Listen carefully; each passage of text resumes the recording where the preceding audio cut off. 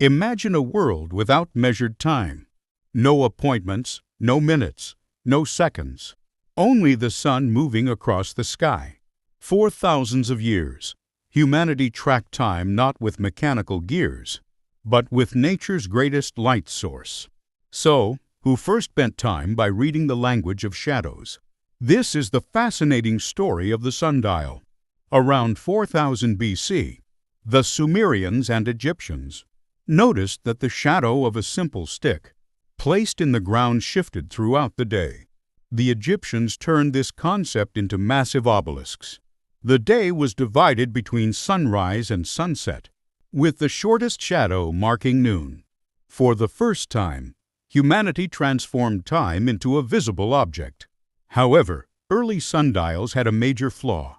As seasons changed, the angle of the sun shifted, causing inaccurate shadow lengths. The ancient Greeks used mathematics and geometry to create hemispherical sundials. Later, during the Middle Ages, Islamic astronomers tilted the style parallel to the Earth's axis, creating the gnomon, which displayed accurate time regardless of the season. The sundial had one major limitation.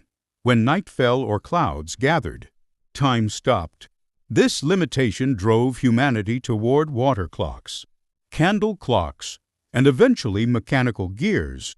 Yet even today, a sundial standing in a park or historical square reminds us of a fundamental truth. No matter how precisely we measure time, it remains the ultimate rhythm of the universe.